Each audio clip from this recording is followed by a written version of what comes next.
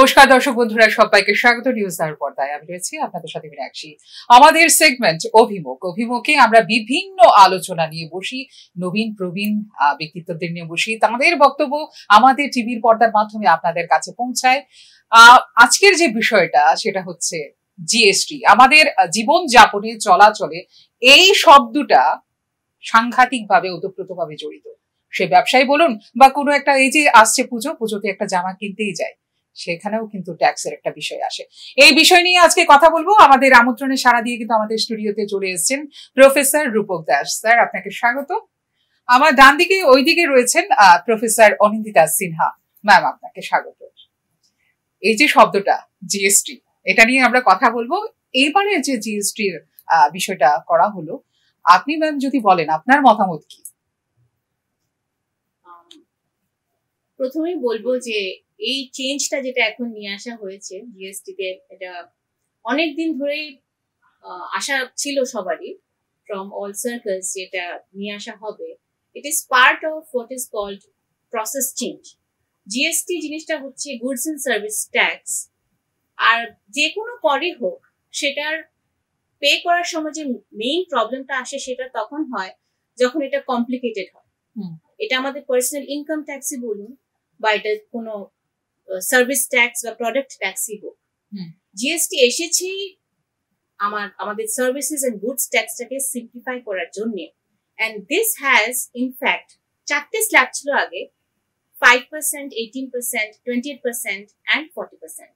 এখন এটাকে হাফ করে দেওয়া হয়েছে, which means simplification in the direction, এটা একটা huge step towards simplifying the compliance. যেটা থাকে সেটাকে আমরা আশা করতে পারি এটা অনেকটাই আরো বেশি মানুষ will be inspired to pay the tax। এটা হচ্ছে আমার প্রথম reaction. It is in the right direction in the right time. প্রথমেই কিন্তু আমরা জানলাম যে এবারে যে জিএসটিটা যে করা হয়েছে এটার মতামত ম্যাম কি বলছেন। তারপরে কিন্তু আমরা জানতে এসেছি প্রেক্ষাপটটা। আরে বাবা, করটা তো জানলাম, কিন্তু এই করটা কিভাবে শুরু হলো, কেন শুরু হলো, আর কি হচ্ছে এই করটা যদি না হয় তাতে কি প্রভাব পড়ে, এটার প্রেক্ষাপটটা যদি আপনি বলেন, কবে থেকে শুরু হয়েছে? খুব ভালো প্রশ্ন করেছেন ম্যাডাম।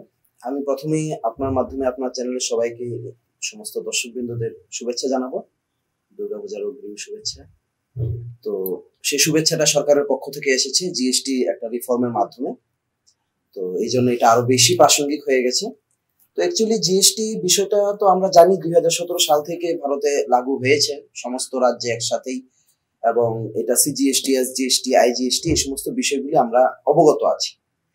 এর আগে যেটা ছিল, আমি আজকের দিনে প্রেক্ষাপটটা যেহেতু আপনি শুনতে চাইছেন, সেটা হলো গিয়ে আমাদের ট্যাক্স মূলত দুই ধরনের, একটা হলো ডাইরেক্ট আর একটা ইনডাইরেক্ট ট্যাক্স। যেটা ডাইরেক্ট ট্যাক্স আমাদের ইনকাম ট্যাক্স, আমরা যারা হাই ইনকাম গ্রুপ তারাই দেয়, সমাজের প্রত্যেকটা ব্যক্তিকে দিতে হয় না ইনকাম ট্যাক্স।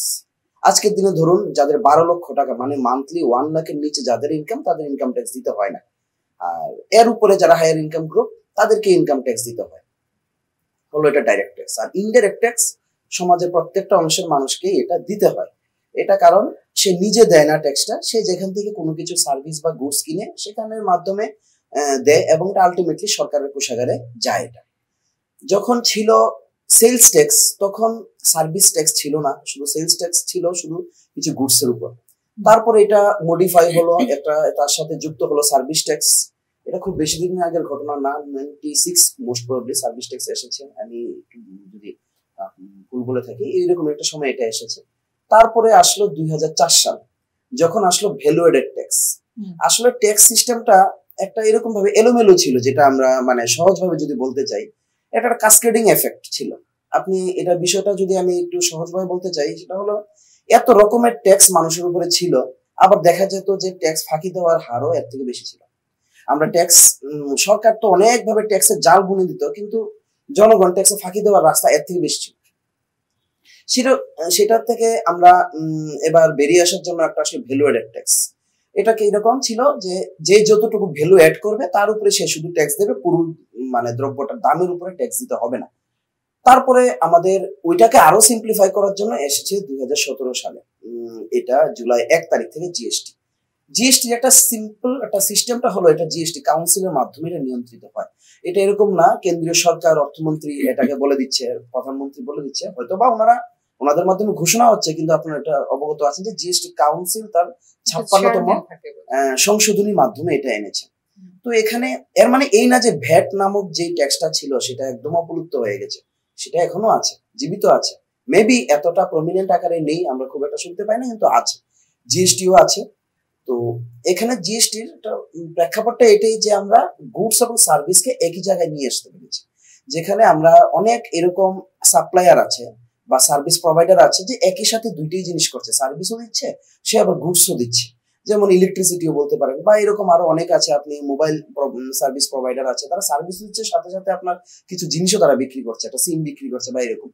তো দুইটাকে দুই রকম হলে একজন যে ভেন্ডার বা একজন সাপ্লায়ার বা ম্যানুফ্যাকচারার, সে কি করছে, এত রকমের ট্যাক্সের হিসাব দিতে দিতে সরকারকে তার ব্যবসা করার যে মানসিকতা সেটা নষ্ট হয়ে যায়। এই জন্য নতুন যারা উদ্যোগপতি তারা সেই ইয়েটা পায় না, সাহসটা পায় না এগিয়ে আসতে ট্যাক্সের ঝামেলার জন্য। জিএসটি অনেকটা সিম্পলিফাইড সিস্টেম এটা এখন, এই জন্য এটা আমার মনে হয় এটা অনেকটাই লিউক্রেটিভ, এটা সবার জন্যই এটা গ্রহণযোগ্য। তো এটা হলো প্রেক্ষাপট আমি যেটা বলছিলাম। বাকিটা ম্যাডাম যেটা বললেন, যেটা আমাদের 22শে সেপ্টেম্বর থেকে লাগু হতে যাচ্ছে, সেটা অসাধারণ একটা সিদ্ধান্ত, সেটা বহুল আকাঙ্ক্ষিত সিদ্ধান্ত, এটা অবশ্যই সাধুবাদযোগ্য। তো এটাই হলো আমার প্রেক্ষাপট যেটা বলা ছিল। আচ্ছা, এবার ম্যামের কাছে যাব। দুটো স্ল্যাব জিএসটি, এই দুটো স্ল্যাব যে হলো, এটার জন্য যে সাধারণ মানুষ বা ছোট ছোট ব্যবসায়ী, তাদের মধ্যে কেমন প্রভাব পড়তে পারে? হ্যাঁ, দুটো স্ল্যাব 5% আর 18%, এর সঙ্গে একটা আছে 40% স্ল্যাব, যেটাকে বলা হচ্ছে সিন গুডস। সিন মানে লাক্সারি গুডস, যেমন সিগারেটস বা যে দ্রব্যগুলো আমাদের স্বাস্থ্যের জন্য ক্ষতিকারক, এসব দ্রব্যের উপরে অনেক হাই রেট অফ ট্যাক্স রাখা হয়েছে। আর বাকি যেগুলো আমাদের দৈনন্দিন জীবনে যেগুলো ডেইলি ইউজের যেগুলো আছে, যেগুলোকে আমরা ফাস্ট মুভিং কনজিউমার গুডস ও বলি, যেরকম সাবান, টুথপেস্ট, যেগুলো রেগুলার ইউজে আসছে, সেগুলোর উপরে ড্রাস্টিক্যালি ট্যাক্সটাকে রিডিউস করে এসেনশিয়াল গুডস গুলোকে 5% নিয়ে আসা হয়েছে। এবং কিছু অন্য ছোট যেমন গাড়ি হলো বা বাইক, যেগুলো একটা সার্টেন সাইজ থেকে কম, এগুলোকে আবার 18% স্ল্যাবে নিয়ে আসা হয়েছে। আমার কাছে কিছু তথ্য রয়েছে, যেরকম 28% থেকে 18% নিয়ে আসা হয়েছে সিমেন্টকে। দিস ইজ ভেরি ইম্পর্টেন্ট, কেননা এখন আমাদের যে বিজনেস যেটা গ্রো করছে, আপনার অ্যাসেটস এর উপর এবং কনস্ট্রাকশনের উপর, cement is one of the most important এটার মধ্যে ইনগ্রেডিয়েন্ট। তো ন্যাচারালি এখন যারা বাড়ি কিনতে চান, ইভেন্চুয়ালি এই যে বেনিফিটটা ওদের অব্দি পাস হবে, মানে prices are expected to fall in real estate also and also in the segment of housing, এটা একটা হচ্ছে। এবং আপনার যে হাউস হোল্ড অ্যাপ্লায়েন্স আছে, যেগুলো রেগুলার ইউজে, এসি বলুন বা ছোট টিভি, এগুলোরও স্ল্যাবটাকে নিচে নিয়ে আসা হচ্ছে। এবং 18 থেকে 5% করে দেওয়া হয়েছে আপনার চকলেট যেরকম হলো, বা তেল, চুলের হেয়ার অয়েল, শ্যাম্পু, সোপ, এগুলো সবকিছু। সবচেয়ে ইম্পর্টেন্ট হচ্ছে মেডিকেল ইনস্ট্রুমেন্টস, এগুলোরও জিএসটিটা একদম স্ল্যাশ করে 18 থেকে 5 নিয়ে আসা হয়েছে। তো আমরা দেখতে পাচ্ছি যে আপনি ডেইলি ইউজের আইটেমসে বলুন, মেডিকেল আইটেমস বলুন, ইভেন ফার্টিলাইজার যেটা ফার্মারদের জন্য ইজ ভেরি নিডেড, এটাকেও কিন্তু স্ল্যাশ করে আরো কমে দেওয়া হচ্ছে। মানে আপনি বুঝতে পারছেন যে এই চেঞ্জটা কাকে, মানে দৃষ্টিতে রেখে কাদের জন্য এটা নিয়ে আসা হয়েছে। It is for the poor and more so maybe for the middle class. Medicine যেটা সবার জন্য বেনিফিশিয়াল হবে। মেডিসিনের কিছু তো একদম ট্যাক্স ফ্রি করে দেওয়া হচ্ছে, কিছু ইম্পর্টেন্ট যেগুলো মেডিসিন, এগুলো ট্যাক্স ফ্রি হয়ে গেছে। এবং ইনস্ট্রুমেন্ট গুলোর উপরে ওগুলোকে আপনার 5% স্ল্যাব, যেরকম হচ্ছে থার্মোমিটার্স, অ্যাপারেটাস, এগুলোকে স্ল্যাশ করে নিয়ে আসা হয়েছে। তার সঙ্গে তো সার্ভিসও আছে। তো বেসিক্যালি একটা কমন ম্যানের লাইফে ডেইলি যে জিনিসগুলো আমরা প্রয়োজনে আসছে, সেগুলো সবগুলোকে ওকে ছাড় দেওয়া হচ্ছে, and in a big way. ছোট না, বেশ অনেকটা ওর পয়সা এটাতে ও সেভ করতে পারবে। ব্যবসায়ীদের ব্যাপারটা হচ্ছে, ওদের তো বিজনেসটা বাড়ার কথা। যদি চাহিদা বাড়ে, ডিমান্ড যদি বাড়ে, তো ওদের জন্য এটা ইউজফুল হবে। বিকজ ওদের যে যেটা ফাস্ট মুভিং গুডস, এর মানে কি, যে শেলফ থেকে খুব তাড়াতাড়ি ক্লিয়ার হয়ে যাচ্ছে, বিক্রি তাড়াতাড়ি হচ্ছে। এটাকে আপনি কন্ট্রাস্ট করতে পারেন আপনার লার্জ, যেমন অটোমোবাইল সেক্টর, এখানে কিন্তু ইমিডিয়েটলি এফেক্টটা আসে না, কেননা এটা আগের দামে পারচেস করে রেখেছে। এখানে এফেক্টটা স্লো হবে। যে ফাস্ট মুভিং গুডস, যেমন আমি বললাম আপনার রেগুলার ইউজ, এগুলো কিন্তু খুব তাড়াতাড়ি পিক আপ হয়ে যাচ্ছে, শেলফ এন্ট্রি হচ্ছে, নতুন স্টক আসছে, আর এটার উপরে ওরা প্রাইস রিলিফটা পাবে, তো ওদের ডিমান্ডও বাড়বে, তো ওদেরও ব্যবসাটা is expected to increase. এটা হচ্ছে ফার্স্টে আমার যেটা মনে হচ্ছে that is the expected impact. আবার এটা ইমপ্লিমেন্টেশনের উপরে কিছুটা ডিপেন্ড করে, বাট ওভারঅল আমরা আশা করতে পারি যে both for the common man and for the small traders এটা একটা খুবই মানে it will B A positive step.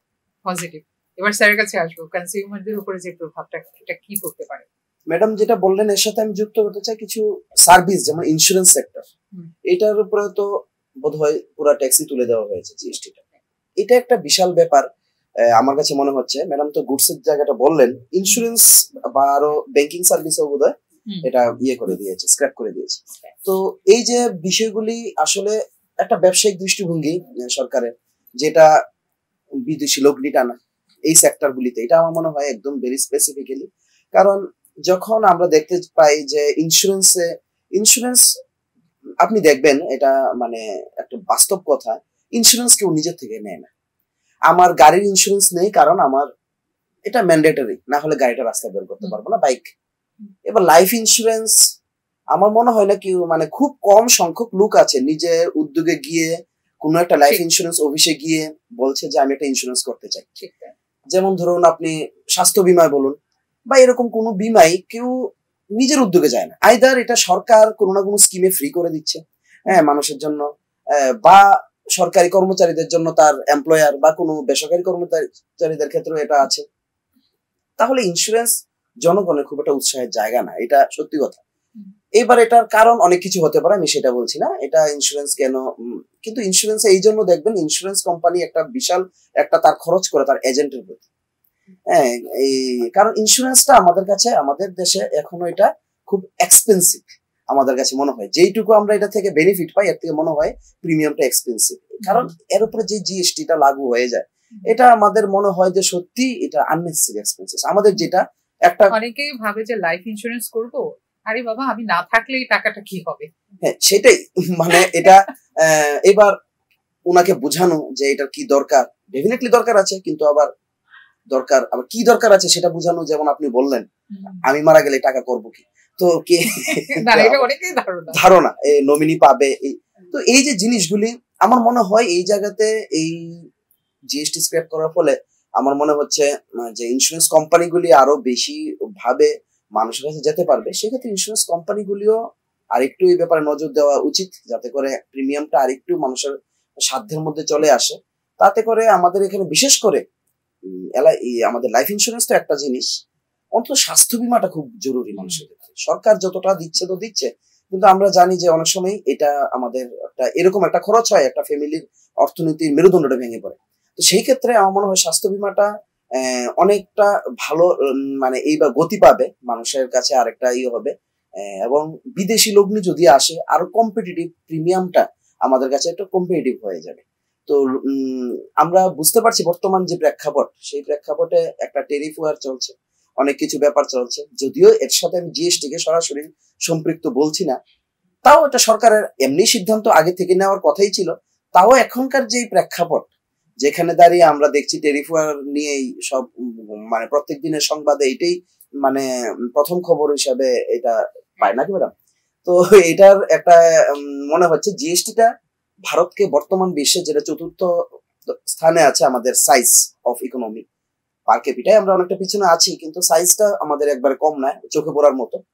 তো সেই সাইজে আমরা দাঁড়িয়ে এখন ট্যারিফ ওয়ারকে আমরা এতটা ভয় পাওয়ার মতো কোন একটা জায়গায় আমার মনে হয়, হ্যাঁ একেবারে যে আমরা এটা থেকে রিল্যাক্টেন্ট তা না, এটা থেকেও সমাধানের রাস্তা বের করতে হবে। বাট এই জিএসটি দিয়ে আমার মনে হয় মানুষের এই যে নতুন সিদ্ধান্ত, এটাতে মানুষের পারচেজিং পাওয়ারটা অবশ্যই বাড়বে কনজিউমারের, এবং বিশেষ করে সার্ভিস সেক্টরটা লাভবান হবে। সার্ভিস সেক্টরটা একটা মজার জায়গা হলো, এটা কিন্তু মানে কম ইনভেস্টমেন্টে অনেক বেশি এটা রেভিনিউ জেনারেট করে। এটা জেনারেশন এবং তার জিডিপিতে তার যোগদানও ভালো থাকে। তো এটা আমার মনে হয় খুব ভালো পাবে। আর গুডসের জায়গাটা তো ম্যাডাম বললেনি, তো ওভারঅল দেখতে গেলে এটা বেশ একটা ভালোই মানে বর্তমান যে নতুন এটা করলো। এবং 40% যেটা, এটা হিসাবে ধরলে তো 3টা স্ল্যাব হয়, সরকার বলছে 2টা। অ্যাকচুয়ালি দুইটাকেই প্রমিনেন্ট বলছে। এখান থেকে ম্যাক্সিমাম জিনিস এখান থেকে মনে হয় 1200 সিসির গাড়ি, এর উপরে যখন কেউ গাড়ি কিনবে তখন এটা 40% যাবে।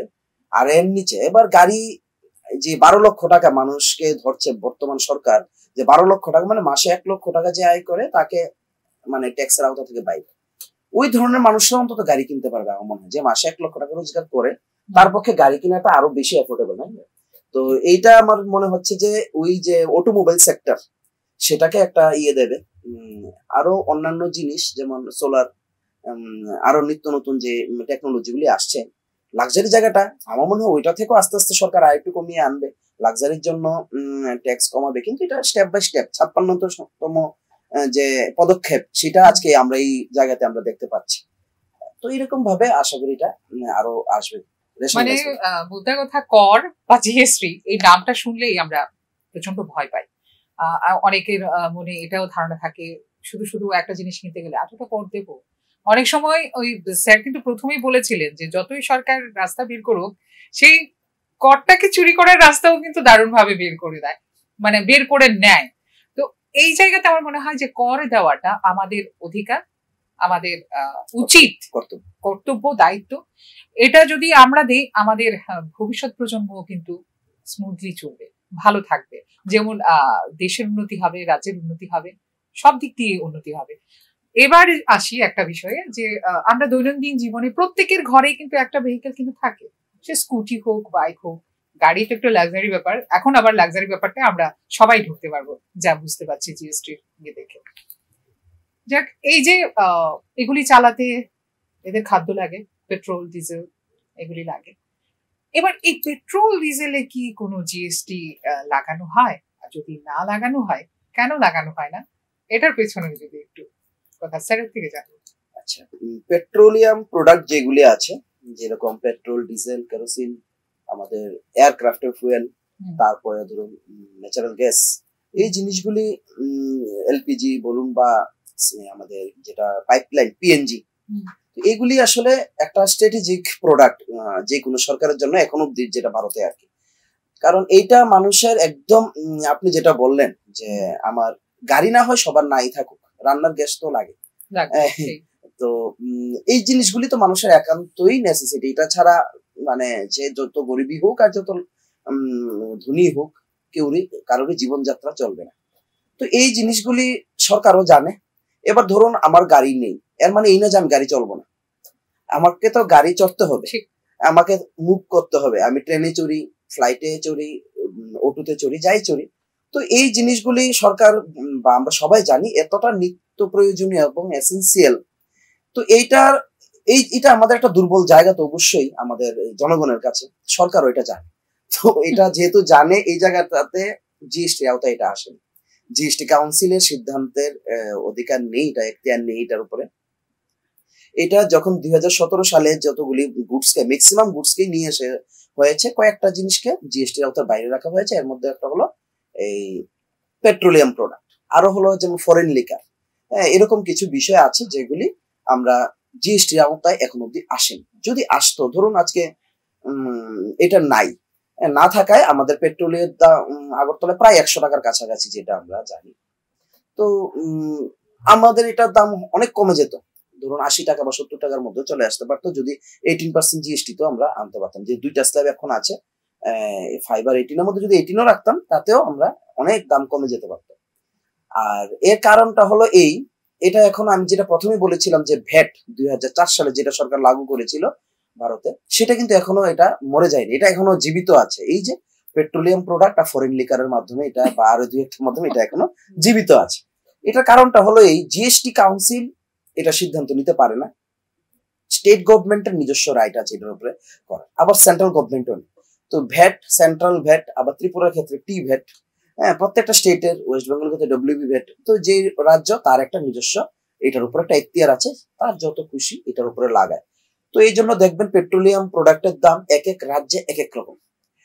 এটা সরকার আবার ভর্তুকিও দেয়, অনেক গল্পই আছে। আবার সরকার এটার উপরে চড়া হারে ট্যাক্সও আবার ধার্য করছে। যেমন ধরুন আপনার আমাদের ইনপুট ডিউটি এরপরে এক্সাইজ ডিউটি, এরকম অনেকগুলি বিষয় কিন্তু এর উপর থাকে। যখন আমরা জানেন আপনি পেট্রোলিয়াম ভারতে ধরুন খুব একটা বেশি আমরা নেই, পেট্রোলিয়ামের আমাদের ন্যাচারাল এরকম ভান্ডার নেই খুব একটা বেশি। আমাদের যা রিকোয়ারমেন্ট সেই অনুযায়ী ধরুন প্রায় 90% আমরা ইম্পোর্ট করি, যেটা নিয়েই টেরিফ ওয়ার, সেটা আমরা অন্য একটা প্রসঙ্গ অন্য কোথাও বলা যাবে। সেটা নিয়েই আমরা ভারত কেন এত পেট্রোলিয়াম প্রোডাক্ট রাশিয়া থেকে আনছে এইসব নিয়েই এত গল্প। তো এই যে প্রোডাক্টটা আনছে সেখানে কিন্তু আসার সময় একটা ইম্পোর্ট ডিউটি তার উপর লাগানো হচ্ছে চড়া হারে। তারপরে এটা আসছে কিন্তু আনরিফাইন্ড, এটা ক্রুড অয়েল আসছে, এবার রিফাইন করলো, রিফাইন করার পর এটার উপর এক্সাইজ ডিউটি লাগানো হয়। তারপরে আসে যে রাজ্যের উপর দিয়ে গাড়িটা চলে আসে সেই রাজ্যের উপর দিয়ে ভ্যাট লাগানো হয় তার উপরে।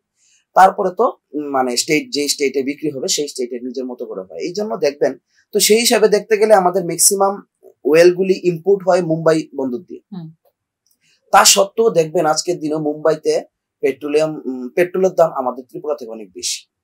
হ্যাঁ, কারণ ওইখানে সরকার এটার উপরে চড়া হারে ভ্যাট লাগিয়ে রেখেছে, ত্রিপুরা সরকার তাও অনেকটা কম লাগিয়েছে, এই জন্য অনেকটা কম।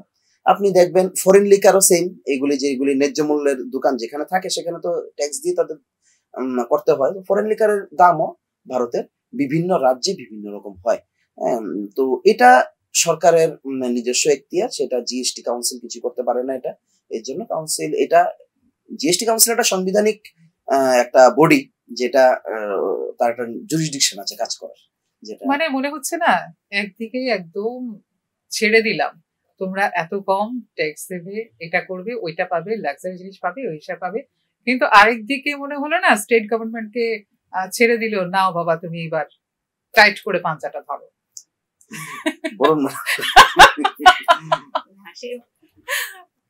না বেসিক্যালি তো যেমন আমাদের একটা নিজের বাড়ি চালানোর জন্য ইনকামও প্রয়োজন, নাহলে এক্সপেন্ডিচার করবো কিভাবে? সরকারও you can think of the government as your home. তো ওনাদের তো রেভিনিউ ছাড়া তো এক্সপেন্ডিচার করা সম্ভব না। তো রেভিনিউর জন্য যেটা নেসেসারি, তো এটা তো আমাদের থেকে এইভাবে ওনারা কালেক্ট করছেন। অফকোর্স এটা ডিবেটেবল, যে বিকজ পেট্রোলের দাম, ডিজেলের দাম, এটার সঙ্গে আমাদের সব অন্য জিনিসের দামও রিলেটেড হয়ে যায়। তো এগুলোর দাম যখন চড়া থাকে তখন ইভেন সবজি, মার্কেটিং, অল থিংস বেড়ে যায়। তো ন্যাচারালি যেমন রূপক স্যার বললেন, ত্রিপুরা সরকার চেষ্টা করেছে যতটা সম্ভব এটার দামটা অন্য স্টেটের কম্পারিজনে কম রাখার, কিন্তু as a source of revenue এটা এতটা বেশি ইম্পর্টেন্ট, তো এটাকে খুব একটা স্কুইজ করারও সেরকম ইনসেন্টিভ পারহ্যাপস গভর্নমেন্টের কাছে এখন নেই। অ্যান্ড ইনফ্যাক্ট আমরা তো কোনো একটা আইসোলেশনে দেখতে পারি না পলিসি।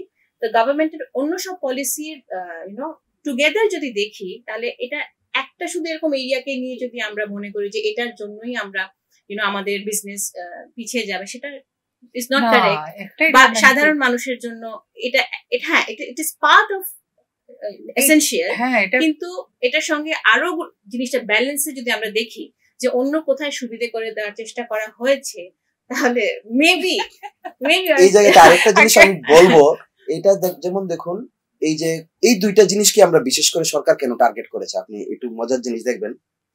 এই জিএসটিতে আমরা অনেক গুডস আছে যেগুলির কথা আমরা বলি 5%, 18%, 40%, ঠিক আছে, কিন্তু ওই জিনিসগুলি যে সাপ্লাই চেইন যে মেকানিজমটা, এগুলি খুব কমপ্লিকেটেড।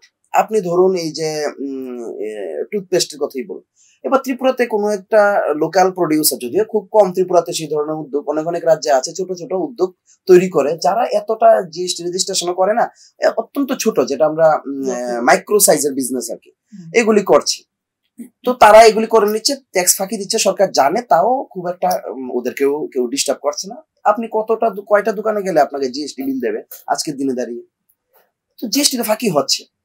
কিন্তু ওই যে দুইটা জিনিস বললাম, এইগুলি এতটা স্ট্রিক্ট গভর্নমেন্টের সুপারভিশনে হয়, আপনি পেট্রোলিয়াম রিফাইনারি ছাড়া কেউ পেট্রোল বিক্রি করতে পারবে না, মানে, এবং এইটা আপনার অথরাইজ ডিলার ছাড়া কেউ এগুলি বিক্রি করতে পারবে না। ফরেন লিকারের ক্ষেত্রেও সেম, সরকারের এক তীক্ষ্ণ নজরদারি থাকে এগুলির উপরে। এগুলি কেউ যে বাড়িতে বানিয়ে বিক্রি করে নেবে, এগুলি রিফাইন করে নেবে, এগুলি সম্ভব না।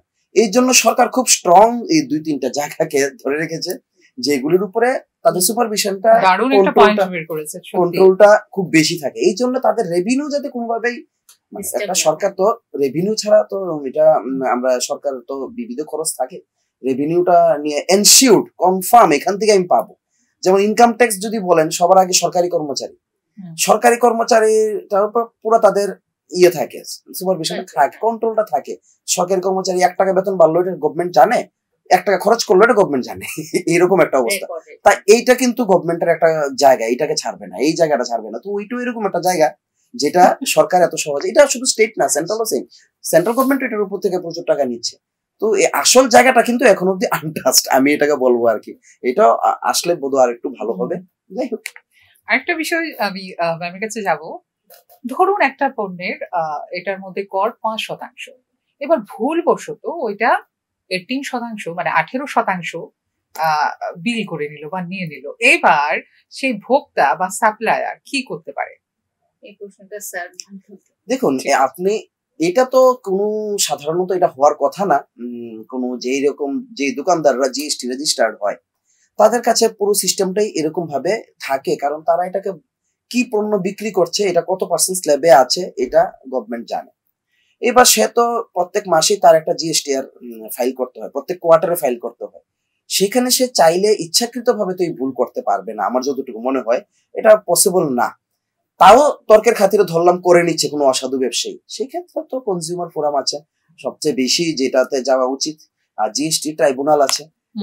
এইসব জায়গাতে তো আপনি খুব মানে যেই প্রোডাক্ট, ম্যাডাম এখন অনেকগুলি কথা বলেই দিলেন, যেটা 5%, কেউ অসাধু ব্যবসা 18% এটার উপর ধার্য করে বিল যদি দিয়ে দিল, তো সে তো বিপদে পড়েই গেল। বিল দিয়ে না দিলে তো এক কথা, বিল যদি কোনো কাস্টমার নিয়ে নেয়, তো জিএসটির ক্ষেত্রে এটা মূল বিষয়। আগেও ছিল, জিএসটি যখন ছিল না তখনও ছিল। আমরা ছোটবেলা থাকতে যখন সেলস ট্যাক্স শুনতাম, তখনও বলতো যে আপনি অবশ্যই বিল নেবেন, বিল নেওয়া একজন ক্রেতার অধিকার। কিন্তু কয়জন নেয় বিল? ম্যাডাম মানে বেশি ইম্পর্টেন্ট হচ্ছে যে প্রোডিউসার মানে যে সেল করছে ও ভুল বিল করছে, এটা থেকে ইম্পর্টেন্ট একটা কনসার্ন রিলেটেড হচ্ছে যে এই বেনিফিটটা কনজিউমার অবধি পৌঁছবে কিনা। যে এই যে স্ল্যাশ করা হলো এতটা, এটা আমরা কখন রিয়েলাইজ করবো, কখন আমরা দেখতে পারবো যে আমাদের সত্যি সত্যি আমাদের বাজেটের উপরে এটা ইম্প্যাক্ট করতে শুরু করেছে, আমাদের সেভিং হতে শুরু করেছে। তো এটা ডিপেন্ড করছে টাইপ অফ গুড, যেটা আমি প্রথম বললাম, যেগুলো ফাস্ট মুভিং কনজিউমার গুড যেগুলো বলা হয়, রোজ যেগুলো ব্যবহার হয়, এটা উপর আমরা খুব তাড়াতাড়ি 1 or 2 months এর মধ্যে ইম্প্যাক্ট দেখা যাবে। কিন্তু যেগুলো আমাদের ভেহিকলস রয়েছে, এগুলোর তো একটা প্রোডাকশন টাইম বেশি, এবং এটা শেলফ থেকে যাওয়ার মানে বিক্রি সেল এর টাইমটাও বেশি। তো এটার ওপর ইম্প্যাক্টটা আস্তে আস্তে ইভেন 6 to 8 months হতে পারে। তো কনজিউমার্স যদি ভাবছেন যে আজকে আমি আগামীকালই দোকানে গিয়ে ইমিডিয়েটলি আমি বেনিফিট, এটা ইমিডিয়েট না হতে পারে, ইট may be 1 month or 2 months, কিন্তু এইসব গুডস এর উপর আপনি নিশ্চয়ই ইফেক্টটা দেখতে পারবেন। এবং যেগুলো আমাদের একটু কস্টলি গুডস আছে, এটার উপর আপনার 6 to 8 months এর মতো। এন্ড দ্যাট ডাজন্ট মিন যে আমাদের যারা ট্রেডার ওরা এখানে কোনো ফাঁকি দিচ্ছে, এটা ওনাদের বাই নেচার অফ দেয়ার বিজনেসে এটা আমরা এইভাবেই একটা ল্যাগ সহ একটা সময়ের পরেই আমরা সেটা রিয়েলাইজ করতে পারবো। এটাই হচ্ছে। আচ্ছা, 5% আর 18% স্ল্যাবের মধ্যে আইটিসি ক্লেম, এটা কিভাবে দেখা যায়? দেখুন, ইনপুট ট্যাক্স ক্রেডিট যে ব্যাপারটা, এটা তো এই কনসেপ্টটা এসেছিল ভ্যালু এডেড ট্যাক্স থেকে। যেমন ধরুন আপনি কোনো জিনিস কিনলেন, তো আপনি যখন কিনবেন তারপরে আপনি এটা র মেটেরিয়াল হিসেবে কিনলেন, তারপর এটাকে আপনি প্রসেস করে আপনি এটাকে কোনো একটা ফিনিশ প্রোডাক্ট আপনি বিক্রি করছেন। যখন বিক্রি করছেন, আপনার যখন র মেটেরিয়াল কিনছেন, এটা ধরুন এরকম, আমি ঠিক মানে উদাহরণ এই মুহূর্তে মনে পড়ছে না, ধরুন কোনো একটা প্রোডাক্ট যেটা 5% স্ল্যাবে আছে, প্রসেস করার পরে তারা এটা হয়ে গেছে এই 18%, মানে যেই স্ল্যাবে পড়ে গেছে। তো সেই ক্ষেত্রে ইনপুট ট্যাক্স ক্রেডিট হবে যখন উনি কিনবেন জিনিসটা, তখন এটা যেমন আজকের দিনের এই আগের যে পুরানোটা আর কি, আজকের দিন পর্যন্ত যেটা আমার যেই জিএসটি এটা আমরা আছি, একটা উদাহরণ দিচ্ছি আপনাকে। ধরুন আর্টিস্টিক ওয়ার্ক, কেউ মূর্তি বানায়, মূর্তি যদি বানায় যে আর্টিস্ট, সে দেবে 12% জিএসটি। হ্যাঁ, আর যদি মনে করুন আমি সেই মূর্তিটা কিনে আবার বিক্রি করি, আমি হলাম একজন ট্রেডার, আমি কিন্তু নিজে আর্টিস্ট না। মূর্তির ক্ষেত্রে ব্যাপারটা কিন্তু অন্যরকম। কৃষক যেমন সবজি করে, এটা এক জিনিস, কিন্তু আর্ট ব্যাপারটা একটু জিএসটিতে আলাদা করে রাখা হয়েছে, মানে একটু মানে কি বলে এটাকে, একটু সৃজনশীল যেটা কোয়ালিটি শিল্পকে, এটাকে কিন্তু জিএসটিতে আগে 12% রাখা হয়েছে। এখন কি নতুনে আমি এটা শিওর না, এটা কি পুরোটাই 18% চলে গেছে কিনা, আগে যেটা 12% দিয়েছে। তো এখন ধরুন আমি একজন এরকম ট্রেডার, আমি যখন কোনো আর্টিস্ট থেকে একটা মূর্তি কিনেছি বা একটা ছবি, যে শিল্পকর্ম কিনেছি, তখন আমি 12% তাকে আমি জিএসটি দিয়ে তার থেকে আমি এটা কিনেছি। আমি যখন বিক্রি করবো 18%, তো অটোমেটিক্যালি আমার তো ইনপুট ট্যাক্স ক্রেডিট যেটা থাকে এটা তো মানে একটা সিস্টেমে, এটা আমার ইয়েতে আমার এটা মানে যদি আমি অলরেডি পে করেছি ট্যাক্স, এটা যেখানে আমার ইয়ে হয়ে যায়, এটা আমার অলরেডি সেভ থাকে আমার এটা, তো এটা অটোমেটিক্যালি আমার এটা ডিডাক্ট হয়ে যায় এটা। আচ্ছা আচ্ছা, এবারের যে জিএসটি, এই জিএসটির সরকারের যে আয়ের খাতাটা কেমন হবে বা কি হতে পারে? এটা অফিসিয়াল ক্যালকুলেশন হিসেবেই নেক্সট এক্সাক্ট মনে পড়ছে 1 ইয়ারের ভেতরে 48,000 crores এর মানে ঘাটতি হওয়ার সম্ভাবনাই রয়েছে। কেননা অনেকটা like large chunk of goods এগুলোর কমে দেওয়া হয়েছে। ন্যাচারালি জিএসটির মধ্যে তো আপনি যেটা জানেনই যে ট্যাক্স রেভিনিউটাকে ডিভাইড করা হচ্ছে between the centre and the state. তো স্টেটের ভেতরেই যদি কোনো দ্রব্য বিক্রি হচ্ছে ওটার উপরে সেন্টার আর স্টেটের ইকুয়াল রাইট আছে।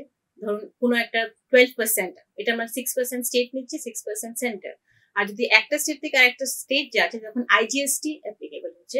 বাট হোয়াট এভার, তো এখানে কি হবে যে ওনাদের নিজেদের ক্যালকুলেশন হিসেবেই 7,000 crores এর লসটা সেন্টারের হবে, আর বাদ বাকি লসটা স্টেটদের উপর যাবে, which is quite huge. কিন্তু যেটা আমি শুনলাম, যেটা অফিসিয়াল সোর্সেসে শোনা যাচ্ছে যে দিস ইজ জাস্ট, এটা রিফর্মস এর একটা পার্ট, অ্যান্ড লক্ষ্যটা হচ্ছে ইজ অফ ডুইং বিজনেস, যেটা বলা হয়, মানে বিজনেস করাটা যাতে সহজ হয়ে যায়, ইন্ডিয়ান ইকোনমির হুইলস গুলো, চাকাগুলো যাতে ইজিলি মুভ করতে পারে। তো this is one of them. তো এরকম আরো নাকি রিফর্মস আসতে চলেছে। সো ইন দ্যাট কেস লক্ষ্যটাকে আমি যদি একটু আপনাকে বলি, সে আমরা আবার বারবার ট্যারিফের দিকে একটু ফিরে যেতে হয়। ইনফ্যাক্ট ইন্ডিয়ার কি বলবো, যখন আমরা স্বাধীনতা পেয়েছিলাম 1947, ওই টাইমে একটা ডিবেট ছিল যে আমরা কি কতটা রিলাই করবো অন দি ওয়ার্ল্ড, মানে রেস্ট অফ দ্য ওয়ার্ল্ড, কতটা নিজেদের উপরে। হ্যাঁ, স্বনির্ভর। তো দিস ইজ অ্যাকচুয়ালি কি হচ্ছে যে বাইরে থেকে যখন কিছু প্রেশার আসে, অফকোর্স দিস ইজ অফিসিয়ালি বলা হচ্ছে না, কিন্তু ইকোনমি কিভাবে চলে, যদি আপনার চাহিদা থাকে তখন প্রোডাকশন হবে, প্রোডাকশন হলে এই প্রোডাকশনের প্রসেসে মানুষের ওয়েজ মানে কি আয়টা এইভাবেই জেনারেট হয় যখন প্রোডাকশন হচ্ছে। তো প্রোডাকশন কখন বেশি হবে, যখন চাহিদা থাকবে। চাহিদা এটা মানে একটা সাইকেলের মতো, মানে আপনাকে কোনো একটা জায়গাতে ইন্টারভেনশন করে ইনসেন্টিভটা ক্রিয়েট করতে হবে যে চাহিদাটা মার্কেটে বাড়ুক। তো এখানে সরকারের বেসিক একটা লক্ষ্য হচ্ছে যে আমরা কিভাবে ফাংশন করি, এটাকে আমরা ইকোনমিক্সে বলি একটা অ্যানাউন্সমেন্ট এফেক্ট হয়। মানে সরকার অ্যানাউন্স করলো যে ট্যাক্স কমে যাচ্ছে, ইমিডিয়েটলি আমার কিন্তু পার্সোনালি বলতে পারে আমার এখন মনে একটা মানে এনথুসিয়াজম এসছে যে দুর্গাপূজার সামনে দিওয়ালি আসছে, তো আমার এখন একটু বেশি এনথুসিয়াজম যে আমি আর একটু বেশি কেনাকাটা করবো। এই আমার মতে সবাই নিশ্চয়ই ভাবছেন যে যাক এতটা ছাড় পাওয়া গেছে, তো আমরা আর একটু বেশি করে ডিমান্ড করবো। এইটা একটা পজিটিভ সাইকেলকে শুরু করে দেবে। এক্সপেক্টেড যে যখন এইভাবে ডিমান্ড বাড়তে থাকবে তখন প্রোডাকশন বাড়বে, প্রোডাকশন বাড়লে আরো মানুষ ইনকাম পাবে। তো এইভাবে করে করে ইকোনমিটা আরো তাড়াতাড়ি এগিয়ে যেতে পারবে। তো এই যে আপনি যেটা বলছিলেন যে আমরা কি ভাবছি, এটা কিভাবে লিঙ্কড হচ্ছে যে আমাদের ডোমেস্টিক মার্কেটটা, মার্কেট মানে শুধু মানুষ নয়, মার্কেট মানে হচ্ছে মানুষ যার কাছে মানি আছে, ওটাকে ইকোনমিক্স আমরা বলি। এটাই হচ্ছে সাইজ অফ দ্য মার্কেট, যে পারচেজিং পাওয়ারটা কত। তো পারচেজিং পাওয়ার বাড়ানোর দিকেই এই স্টেপ। তো আমাদের বাইরের দিকে তাকাতে হচ্ছে কম। যদি আমার নিজের এতজন মানুষকে যদি আমি মার্কেট বানিয়ে নিতে পারি, তাহলে আমাদের বিজনেস গুলোকে লস ততটা সাফার করতে হবে না, ইভেন ইফ তাতে বিজনেসটা বাইরে কমে যায়। তো এই ব্যাকগ্রাউন্ডে আমাদের সবটা বুঝে নিতে হবে যে হ্যাঁ আমাদের শর্ট টার্মে মিডিয়াম টার্মে কিছুটা রেভিনিউ লস হবে, কিন্তু এটাকে আমাদেরকে নেসেসারি একটা স্টেপ উই ক্যান থিঙ্ক, যেটা একটা নেসেসারি ইভিলও বলতে পারি, যে আমাদের স্টেপটা নিতেই হচ্ছে যাতে in the future, in the long run আমরা নিজেদের মধ্যেই স্ট্রং হয়ে সেলফ রিলায়েন্স, যেটা আমাদের গভর্নমেন্টও বলে থাকে যে make in India, self reliant India, এটা একটা হোলিস্টিক একটা থট অ্যাকচুয়ালি গভর্নমেন্ট। আপনি নিশ্চয়ই মনে থাকবে যে কিছুদিন আগে আমাদের ইনকাম ট্যাক্সের রেটস গুলোকে অ্যাডজাস্ট করা হয়েছিল, সেখানে আমরা অনেকেরাই রিলিফ পেয়েছি, কোয়াইট মানে হিউজ রিলিফই পেয়েছি। তো পুরোটা আপনি যদি মিলিয়ে দেখেন যে ইনকাম ট্যাক্স হচ্ছে ডিরেক্ট ট্যাক্স, এটা হচ্ছে ইনডিরেক্ট ট্যাক্স, দুটোর সাইড থেকে যদি এভাবে রেট কমানো হয়েছে, রেশনালাইজেশন করা হয়েছে, তার মানে কি মানুষের কাছে স্পেন্ডিং করার ক্ষমতাটা বেড়ে গেছে। So that is a very much I think needed step, positive শুধু না, সেটা মানে নিডেড। যে আপনি বলতে পারেন যে তাহলে স্টেটের কাছে যদি রেভিনিউ কমে যায় তাহলে এখন ওর এক্সপেন্ডিচার কিভাবে করবে, যেগুলো নেসেসারি। তো এটা যদি আমাদের আরেকটু পেছনে যেতে হয়, যে এখন অব্দি গভর্নমেন্ট তাহলে কি করেছিল, ইনফ্রাস্ট্রাকচারের উপর এত জোর দিয়েছিল। ইনফ্রাস্ট্রাকচার জোর দেওয়া হচ্ছে ফার্স্ট স্টেপ। এখন নেক্সট মানুষকে মোটিভেট করা হচ্ছে যে আপনারা এখন যান, মানে বিজনেসকে এখন মোটিভেট করার চেষ্টা করা হচ্ছে। Actually government sector and private sector দুটোর মধ্যে যদি ব্যালেন্স না থাকে ইকোনমি ডেভেলপ করতে পারে না। একটা গভর্নমেন্ট একা ইকোনমিকে 9% 10% এর দিকে, it is impossible. Private sector has to step in. তো প্রথমে প্রাইভেট সেক্টরের জন্য ইনফ্রাস্ট্রাকচার বেসিক ফ্যাসিলিটিস গুলোকে আমরা অনেকটাই ফরওয়ার্ড নিয়ে এসেছি, আর এখন ওদের স্টিমুলাস হিসেবে all this rationalisation is taking place. লক্ষ্যটা একটাই হচ্ছে যে 2047 আমরা যাতে ওই লেভেলে পড়ি। এতক্ষণ ধরে আমরা কিন্তু জিএসটি নিয়ে কথা বলছিলাম, অনেক কিছু জানা ছিল না, তা জানতে পারলাম ম্যাম এবং স্যারের তরফ থেকে। আপনারাও নিশ্চয়ই সমৃদ্ধ হয়েছেন, অনেক কিছু জানতে পেরেছেন। একটা ভয় কিন্তু ঠিকই রয়ে গেছে, কিছু কিছু ফন্ডের মধ্যে ট্যাক্সটা যেভাবে ধারণ করা হয়েছে, কিছু 5%, কিছু 18%, আর কিছু কিন্তু রেখে দিয়েছে। এটা শেষে হঠাৎ করে কি হতে পারে, এটা কিন্তু একটা ভয় প্রশ্ন কিন্তু প্রত্যেকের মনে চলছে। এটা নিয়ে কি বলবেন? কোন পণ্যগুলির কথা বলছেন তাহলে? যে পণ্য 40%। আচ্ছা দেখুন, আমি যেটা বলছি ম্যাডামের এই কথা ধরে বা আপনার যে আশঙ্কা, আসলে একটা মানে আইডিয়াল ইকোনমিতে এত ট্যাক্সের বার্ডেন থাকাটা উচিত না। এটা মূল কথাটা হলো ট্যাক্স কমানো না, রেশনালাইজ করা। মানুষকে এত ট্যাক্সের চাপায় কেন ফেলবে? এই যে 40% বলছে লাক্সারি গুডস, ঠিক আছে, এটা বলছে কারণ এখনো আমরা ভাবছি আমাদের দেশে, ভাবছি বলতে এটা বাস্তব, যে একটা বিশাল অংশের লোকের কাছে অনেক টাকা আছে, আবার অনেকের কাছে নেই। এটা আমরা জানি। আমরা অনেক সেগমেন্ট আছে, বিলো পভার্টি লেভেল এখনো আছে আমাদের, অন্তোদয় গ্রুপ এখনো আছে আমাদের, আমরা এখনো এটা অস্বীকার করতে পারি না।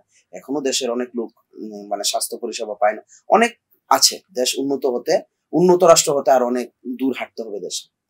কিন্তু এটার জন্য শুধু যদি আমি ভাবি যে সরকারই একমাত্র করবে, হ্যাঁ, সরকার প্রচুর পরিমাণ ট্যাক্স দিয়ে রেভিনিউ জেনারেট করবে, তারপরে মানুষকে দেবে, এই ধারণা থেকে আমাদের একটু বেরিয়ে আসতে হবে। আমাদের মনে হচ্ছে যে যেমন ধরুন আজকের দিনে যেটা হচ্ছে, আমি একদিকে যদি বলি এটা সাংঘাতিক, ঠিক আছে, সরকারের তো ডেফিনেটলি একটা ভালো পারফরমেন্স, কিন্তু আপনি অনেকগুলি পজিটিভ জিনিস দেখুন। ইনফ্লেশন রেট আমাদের একটা বিশাল কন্ট্রোলের মধ্যে, যেটা আইডিয়াল পার্সেন্টেজ হলো 2%, এটার কাছাকাছি এখন পর্যন্ত 1.55। তো এই যে ইনফ্লেশন রেট কম, যেখানে রিজার্ভ ব্যাংক এখন সিআরআর কমিয়ে দিচ্ছে, আপনি দেখবেন মানে আমি যেটা মানে এখন ফেস করছি, বিভিন্ন ব্যাংক এমনিতেই ফোন করে, যদিও কিছু ফ্রডও থাকে, তারপরও মানে যেগুলি ভালো জায়গা থেকেই লোন অফার করছে, মানুষকে বলছে আরো বেশি করে কিনো। তো এই জিনিসটা মানুষকে যদি লোন নেয় তাহলে ইন্টারেস্ট রেট কম, এরপর লোনের প্রসেসিং ফি, সেটার উপর জিএসটি থাকে, সেটাও কম। আপনার সব দিক দিয়ে একটা পজিটিভ এনভায়রনমেন্ট, যেটা হয়তো বা বহির্বিশ্বের কাছে কেউ বলছে ভারত সারেন্ডার করে নেবে, হ্যাঁ, কেউ বলছে ডেড ইকোনমি, কিন্তু আমরা যারা দেশে আছে আমাদের ইকোনমি অত্যন্ত জীবিত ইকোনমি, আমরা প্রাণবন্ত ইকোনমি, আমরা এগিয়ে যাচ্ছে আমাদের দেশ। তো সেই ক্ষেত্রে আমাদের ইনফ্লেশন রেট কন্ট্রোলে এবং আমরা যে foreign reserve all time high, তো যে ইন্ডিকেটর গুলি আমরা মানে এমনিতে আমরা যদি যেগুলি প্রথম লুকেই যেগুলি আসে আর কি, এখন আপনি যদি যান, অনেক সমস্যা তো আছে, সমস্যা নাই এরকম তো কেউ বলতে পারে না, সমস্যা সব জায়গায় আছে। হ্যাঁ, আপনি খুব উন্নত বিশ্ব যদি আপনি ভাবেন, ইউরোপ, তারা প্রত্যেকদিন যুদ্ধের ভয়ে ওরা কাটাচ্ছে, কখন ওদের যুদ্ধ হবে। এই বোধহয় ইউক্রেন একটা ইউরোপিয়ান কান্ট্রি, এখানে আপনারা দেখতে পাচ্ছেন। আসলে আমরা কোথায় ভালো থাকবো, কিভাবে থাকবো, আমরা কোথায় যাচ্ছি? আমাদের একটা জিনিস হলো স্ট্রেংথ হলো আমাদের 140 কোটির উপরে জনগণ। আমাদের জনগণের যদি পারচেজিং পাওয়ার ঠিকঠাক থাকে, আমাদের কারোর মুখাপেক্ষি হতে হবে না। তো এটা হলো সবচেয়ে বড় জিনিস।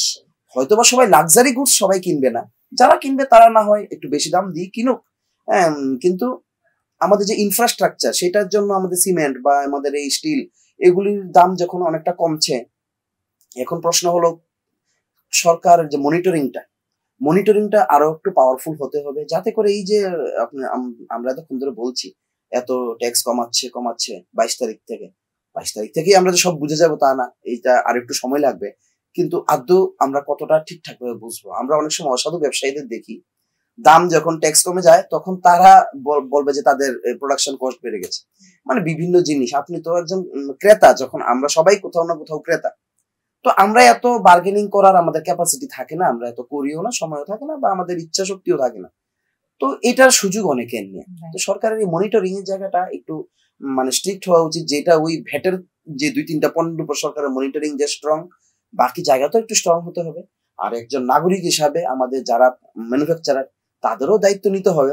সরকার যখন এক স্টেপ এগিয়েছে, ওনাদেরও আর একটু এগিয়ে আসতে হবে, যাতে করে আমরা মানুষের কাছে অ্যাফোর্ডেবল রেটে, যেখানে জিএসটি কমছে, জিএসটি মানে ওনাদের জিনিস কিনতে গেলেও ওনাদের সস্তা হবে। উনি তো চার্জ করবেন জিএসটি, সেটা সস্তা, কিন্তু উনি যে র মেটেরিয়ালস কিনছেন সেটাও তো সস্তা। তো সেটার জন্য তার প্রোডাক্টের দাম তো আরেকটু কমতে পারে। তো সেই যে সাইক্লিং এফেক্ট, সেইটাতে আমার মনে হয় জিনিসের দাম, ইনফ্লেশন আরো কমতে পারে। সেক্ষেত্রে সরকার আরো মানি পুশ করতে পারে, মানে রিজার্ভ ব্যাংক আমাদের অর্থনীতিতে। তো সেটার মাধ্যমে আমরা আরো বড় বড় ধরনের ইনফ্রাস্ট্রাকচার ডেভেলপমেন্ট আমরা আশা করতে পারি। শুধু ইনফ্রাস্ট্রাকচার না, আমরা মহাকাশ গবেষণা, আমরা আমাদের সমরাস্ত্র, আমাদের অনেকগুলি জিনিস হয়তো সাধারণ মানুষের সাথে এগুলি ডাইরেক্টলি রিলেটেড না, ওই জায়গাতেও সরকার আরো বেশি ফোকাস করতে পারবে। আমাদের যে রিসার্চ এন্ড ডেভেলপমেন্ট, সেই জায়গাটাও আমাদের অত্যন্ত গুরুত্বপূর্ণ, সেই জায়গাগুলিও সরকারকে দেখতে হয়। তো R&D বলতে আমরা যখন ভাবি যে আমি একটা রিসার্চ করবো, আমাকে পয়সা দেবে কি, আমি ধরুন একজন সায়েন্টিস্ট, তো সেটা তো সরকার কি দিতে হয়, সরকার না দিলে কোনো প্রাইভেট সেক্টর দেবে, তাহলে প্যাটেন্টস সেই প্রাইভেট সেক্টরই পাবে। সেই প্রাইভেট সেক্টরে এগিয়ে আসুক, সরকারও এগিয়ে আসুক, তাহলে আমার মনে হয় জিনিসটার সত্যিকারের সুফল পাবো। আদারওয়াইজ ওই মনিটরিংটা স্ট্রং রাখতে হবে আর কি, যারা অসাধু তাদের জন্য। বলতে কথা মনিটরিংটা স্ট্রং হতে হবে অবশ্যই, যাতে সবাই দুধে ভাতে থাকে। একদম একদম, না আরো ভালোই থাকবে, শুধু দুধে ভাতে না, আরো ভালোই থাকবে। অসংখ্য ধন্যবাদ, আপনারা এতটা সময় দিয়েছেন, খুব ভালো লাগলো আপনাদের সাথে কথা বলতে। আবারও কিন্তু আপনাদের ডাকু স্টুডিওতে চাইবো। আপনারা সুস্থ থাকুন, সবল থাকুন। আগামী দিন আসছে, মা আসছেন, আপনাদের দিনগুলো ভালো কাটুক। এখানে শেষ করছি আজকের আমাদের আলোচনা। আপনারা অবশ্যই কিন্তু নজর রাখবেন নিউজ নাওয়ের পর্দায়, অন্যান্য আপডেটস, অন্যান্য অনুষ্ঠান, নিউজের প্রতি। অসংখ্য ধন্যবাদ আপনাদের সবাইকে। নমস্কার।